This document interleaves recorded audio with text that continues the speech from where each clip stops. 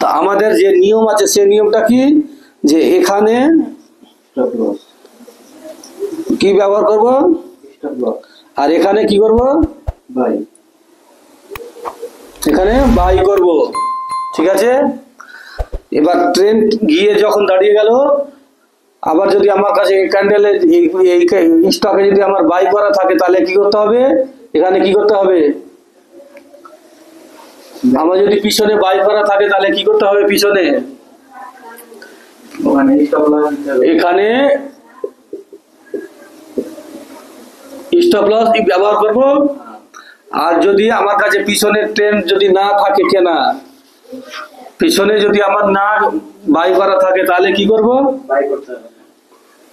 42 ট্রেনে কি করে বাই করব, উপরে স্টপ লস দিতে হবে, আর নিচে এটা সেল করা বলে। তখন এটাকে আমার কাছে যদি না থাকে তখন কি করব, এটাকে সেল করতে হবে, সেল করব। আর এখানে কি করব,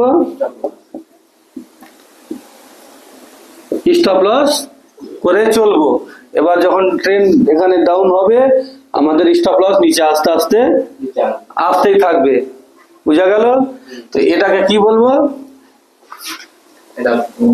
বেয়ারি সারামি। আর এটাকে কি বলবো, বুল্লি সারামি। তো আমরা বেয়ারি সারামি আর বুল্লি সারামি চিনতে পারলাম। এবার কি দেখো, আমরা চার্টে একটু দেখবো, উদাহরণ দেখবো। খাতাতে লেখা হয়ে গেছে, হ্যাঁ খাতাতে লেখা হয়ে গেছে। এবার আমরা উদাহরণ দেখবো। উদাহরণটা দেখো, এখানে এটা এই ক্যান্ডেলে পুরো হিস্ট্রি এখানে লিখে দেওয়া আছে। আর এটা হচ্ছে বুল্লি সারামি, আর এটা হচ্ছে বেয়ারি সারামি।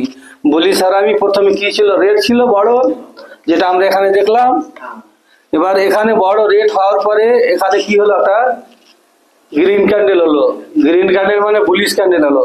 তো এই দুটো ক্যান্ডেলকে মিলিয়ে আমাদের কি, বুল্লি সারামি। আর এখানে যখন হলো তখন প্রথমে বড় ক্যান্ডেল কি ছিল, গ্রিন ছিল, তারপরে কি হলো, রেড হলো। তো এই দুটো মিলিয়ে আমাদের কি হলো, বেয়ারি সারামি।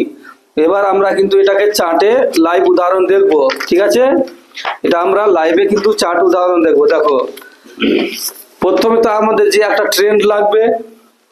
তো এখানে দেখো, আমরা এখানে যেটা বেয়ারি সারামি দেখেছি, সেক্ষেত্রে কি দেখেছি, যে রেডটা বড় হবে, গ্রিনটা বড় হবে, এখানে গ্রিন বড় আছে, আর রেডটা ছোট হবে।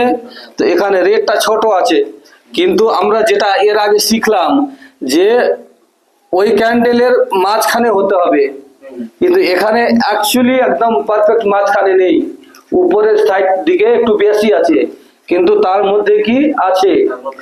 তো এই জন্য এটাকে বেয়ারি সারামি বলে। এবার এখান থেকে প্রাইস কি হলো, ড্রপ হলো,